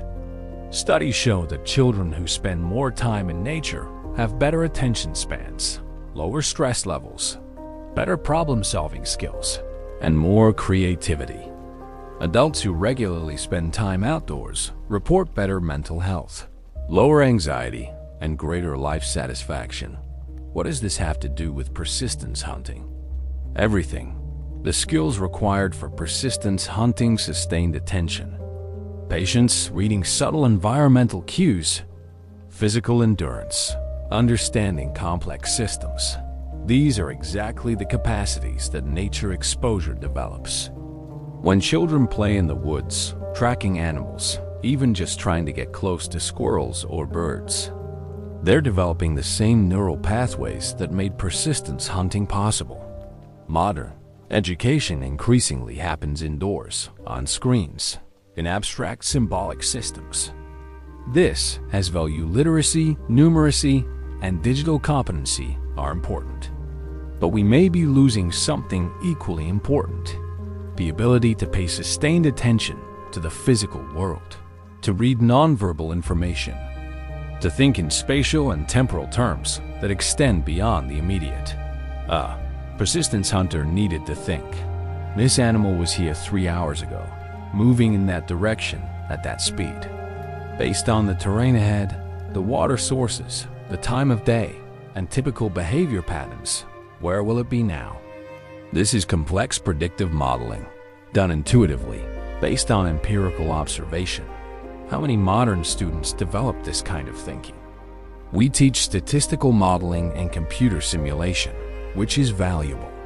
But the direct, embodied, observational thinking that hunting required, that's increasingly rare. Some educators are trying to bring this back. There are forest schools where children spend entire days outdoors, learning through direct experience. There are tracking programs, wilderness skills courses, outdoor education initiatives. Early results suggest these programs improve not just nature knowledge, but general cognitive skills, attention, problem solving, systems thinking. This makes sense from an evolutionary perspective. Our brains evolved to solve certain kinds of problems: tracking, hunting, gathering, navigating, reading social cues, understanding animal behavior. We're extremely good at these things when we practice them. Modern abstract thinking, reading, writing, math, we can learn these, but they don't come as naturally. They require more effort, more formal instruction. Maybe if we grounded education more in the kinds of thinking our brains evolved for: observation, spatial reasoning, pattern recognition, students would find it easier to then build the abstract thinking on top of that foundation. The physical requirements of persistence hunting reveal something important about human bodies. We're built to move, and specifically, we're built for endurance. Modern fitness culture often emphasizes either extreme intensity, CrossFit, HIIT training, powerlifting, or complete relaxation, spa culture. Comfort, rest, both have their place. But persistence hunting suggests a different model. sustained moderate activity over long periods. The hunter moving at a light jog for 10 to 20 hours wasn't destroying his body. He was using it the way it evolved to be used. His heart rate was elevated but sustainable. His muscles were working but not tearing. His cardiovascular system was processing oxygen efficiently. His metabolic system was burning fat for long-term fuel. This is actually what human bodies do best. We're not great sprinters. Almost any mammal can outrun us in a short race. We're not great climbers or swimmers compared to specialized species. But for sustained movement over long distances, humans are exceptional. Yet modern life mostly involves sitting. We sit in cars, in offices, on couches. The average American takes fewer than 5,000 steps per day. A persistence hunter might cover 35 to 50 kilometers in a hunt. That's 40,000 to 60,000 steps. This mismatch between how we evolved to move and how we actually move contributes to modern health problems. Obesity, cardiovascular disease, diabetes, back problems, joint issues, many of these are partly diseases of inactivity. The interesting thing is that the fix isn't necessarily intense exercise. Studies show that moderate activity sustained over long periods, just walking, essentially has enormous health benefits. People who walk regularly have better health outcomes than people who do intense workouts occasionally, but are otherwise sedentary. Persistence hunting proves this was always true. You don't need to sprint. You need to move consistently, sustainably, for extended periods. That's what our bodies are designed for. Some modern fitness enthusiasts are rediscovering this through ultra-endurance sports. Ultramarathons, multi-day hiking, long-distance cycling. These activities tap into the same physiological systems that made persistence hunting possible. Runners who complete 100-mile races often describe entering mental states similar to what indigenous hunters describe: time distortion, reduced pain perception, a kind of meditative flow. They're accessing ancient physiological and psychological states that most modern people never experience. And remarkably, people who train properly can do this. It's not superhuman. It's just human, developed to its natural capacity. A middle-aged office worker who takes up long-distance running can, within a year or two of consistent training, run distances that would have been routine for a persistence hunter. This is encouraging. It suggests that our ancestral capacities aren't lost. They're dormant. With practice, they return. Another aspect of persistence hunting that's relevant to modern life is the social dimension. Hunting wasn't just an individual skill. It was a community practice that created and reinforced social bonds. Modern life is often isolating. We live in cities of millions, but know only dozens. We work in offices, but have few deep connections. We communicate through screens more than face-to-face. Loneliness and social isolation are epidemic in developed countries. Traditional hunting cultures were the opposite. The hunter didn't hunt for himself. He hunted for the community. The meat was shared. The knowledge was shared. The work was shared. The success belonged to everyone. This created strong social cohesion. People felt connected, responsible for each other, part of something larger than themselves. The psychological benefits of this are enormous. Humans are social animals. We need to feel part of a community, to have shared purpose, to contribute to something beyond our individual interests. Modern life struggles to provide this. Work is often alienating. We produce things we don't use, for people we don't know, in service of abstract goals we don't fully understand. We can go days without meaningful social interaction, despite being surrounded by people. Some modern communities are trying to recreate the social dynamics of traditional societies. Community-supported agriculture, where people work together to grow food. Maker spaces where people share tools and skills. Intentional communities, where people share resources and responsibilities. These experiments don't always succeed, but when they do, participants often report feelings similar to what anthropologists document in traditional societies: a sense of belonging, shared purpose, meaningful contribution. The principle from persistence hunting is simple. Shared effort toward common goals creates social bonds. When people work together on something difficult and meaningful, they become connected in ways that casual socialization can't match. Modern society could learn from this. Instead of emphasizing individual achievement and competition, we could structure more activities around collaboration and shared success. Instead of isolated nuclear families, we could build stronger extended networks of mutual support. This isn't about rejecting modernity. It's about asking, what did traditional societies do well that we've lost? And how can we reclaim those benefits while maintaining modern advantages? Perhaps the most urgent lesson from persistence hunting relates to environmental knowledge and sustainability. Persistence hunters needed to understand their environment intimately. They knew every plant, every animal, every water source, every seasonal pattern. They understood how changes in one part of the ecosystem affected other parts. They thought in terms of long-term patterns, not just immediate needs. This knowledge wasn't abstract. It was survival. If you misread the environment, you failed. If you depleted resources unsustainably, you starved next season. There was immediate feedback that enforced sustainable practices. Modern industrial society has broken this feedback loop. We can deplete fisheries on one continent and import from another. We can pollute one area and move to another. We can damage ecosystems now and leave the consequences for future generations.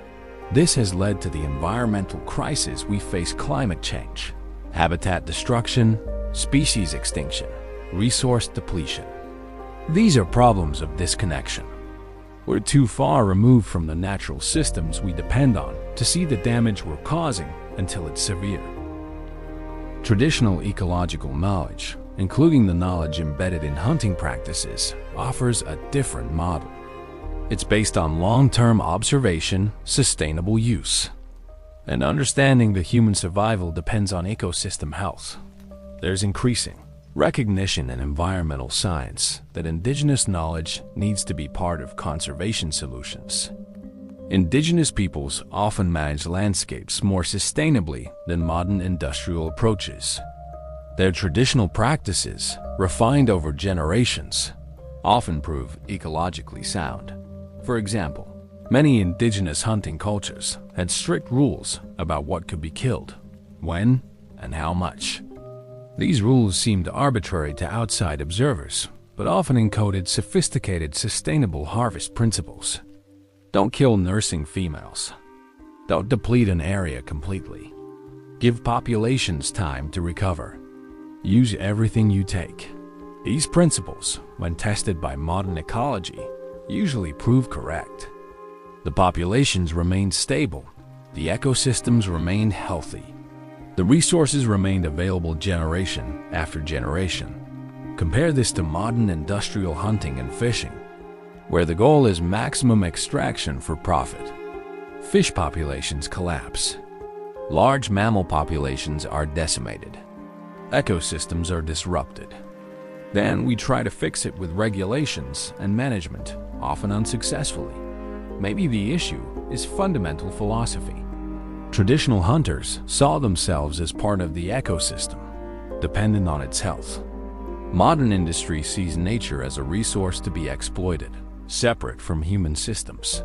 Persistence hunting teaches a different relationship with nature, one of respect, attention, and long-term thinking. You can't successfully hunt an animal you don't understand. You can't survive in a landscape you don't respect. You can't maintain practices that deplete resources because next season you'll have nothing. This way of thinking could inform modern environmental approaches, not by literally returning to hunting and gathering, but by adopting the underlying principles: careful observation, respect for natural systems, sustainable use, long-term thinking, recognition that human welfare depends on ecosystem health. Some companies and communities are experimenting with this. Sustainable forestry that mimics natural patterns, fishing practices that maintain populations, agriculture that works with rather than against natural processes, urban planning that preserves natural spaces and ecological functions. These approaches often draw on traditional ecological knowledge, including knowledge from hunting cultures. Scientists work with indigenous knowledge keepers to understand how traditional practices maintain sustainability. The results can be remarkable. Forests managed using traditional fire practices prove more resilient than those managed with fire suppression. Fisheries managed with traditional harvest rules recover faster than those managed with industrial quotas. Agricultural systems that incorporate traditional polyculture prove more sustainable than industrial monoculture. This isn't romantic nostalgia for the past. It's recognition that traditional societies solved certain problems well, and we can learn from their solutions. There's a mental health crisis in many developed countries. Depression and anxiety rates are rising, especially among young people. Suicide rates are increasing. Many people report feeling purposeless, disconnected, unsure of their place in the world. Anthropologists who studied traditional hunting cultures often noted the absence of these problems. Not because life was easy, it wasn't, but because people had clear purpose, strong social bonds, and direct connection between effort and survival. A persistence hunter knew his role. He fed his people. His skills mattered. His contributions were visible and valued. He had status earned through competence. He had purpose that went beyond himself. Modern life often lacks this clarity. We work jobs that feel meaningless. Our contributions are invisible in vast organizational structures. Status comes from arbitrary markers, wealth, consumption, social media followers, rather than actual competence or contribution. This creates existential anxiety. We wonder, what's the point? What am I contributing? Does my life matter? Traditional hunting cultures didn't have this problem. Not because they were simpler or less thoughtful, but because the structure of life provided clear answers. You mattered because your community needed you. Your life had purpose because you contributed to collective survival and well-being. We can't recreate this exactly in modern life, but we can learn from it. Purpose comes from meaningful contribution. Well-being comes from strong social bonds. Satisfaction comes from developing real competence in valuable skills. Some modern people are finding this through crafts, trades, and hands-on work. When you build furniture, grow food, or create objects with your hands, you see the results of your work. You develop real skills. You make tangible contributions. Others find it through volunteering, caregiving, or community work. When you help real people with real problems, you feel the purpose that abstract career success often doesn't provide. The lesson from persistence hunting is that humans thrive when we have clear purpose. When we develop and use our capacities, when we contribute to something beyond ourselves. Modern life can provide this, but it requires intention. We have to choose purposes, develop skills, build communities, make contributions. The persistence hunter didn't have to choose purpose. It was given by the necessity of survival. We have more freedom, which is wonderful, but it comes with the burden of having to create our own meaning. Looking at how traditional societies found meaning and purpose doesn't give us a blueprint. Our circumstances are too different. But it does give us principles. Connection matters, contribution matters, competence matters, community matters. So, where does this leave us? What's the actual living legacy of persistence hunting in the 21st century? It's not that we should all become subsistence hunters. That's neither possible nor desirable for most people. But the capacities, knowledge, and ways of relating that persistence hunting developed, these Remain relevant. We can cultivate sustained attention in an age of distraction. We can develop patience in a culture of instant gratification. We can build deep knowledge in a time of surface-level information. We can maintain physical capacity in a sedentary society. We can create strong communities in an individualistic culture. We can think long-term in a short-term world. These aren't relics of the past. They're human capacities that every generation needs to rediscover and develop. The specific form changes. We might not track animals, but we can develop observational skills in other domains. We might not hunt, but we can pursue difficult long-term goals with persistence. We might not live in small bands, but we can build strong communities. The indigenous peoples who maintain traditional practices are doing something important, not just for themselves, but for all of humanity. They're keeping alive knowledge and ways of being that prove humans can live sustainably, purposefully, connected to nature and each other. This knowledge isn't theirs alone. It's humanity's heritage. And whether we're indigenous or not, whether we live traditional lifestyles or not, we can honor and learn from it. The hunter tracking an animal across the Kalahari isn't performing a museum piece. He's demonstrating human capacity, maintaining knowledge, living a relationship with nature that's both ancient and desperately needed in our current moment. His footprints in the sand are our footprints. His patience is our patience. His knowledge is our inheritance. His success is proof of what humans can be. That legacy doesn't end. It continues in everyone who pays attention, who persists through difficulty, who respects nature, who contributes to community, who develops their capacities fully. We are all the persistence hunters' descendants, carriers of abilities shaped over hundreds of thousands of years. Whether we use those abilities or let them atrophy, that's our choice. But they're waiting. The capacity for sustained effort, for deep observation, for patience, for connection, for understanding. The hunt continues, just in new forms. And the lesson remains. Humans are capable of remarkable things when we develop our nature fully. When we pay attention to the world, when we persist through challenges, when we work together with purpose and respect. That's the living legacy. Not a relic, but a reminder. Not history, but possibility. Not what we were, but what we remain capable of being. The tracks are still there. The path is still visible. And the journey, our journey, continues.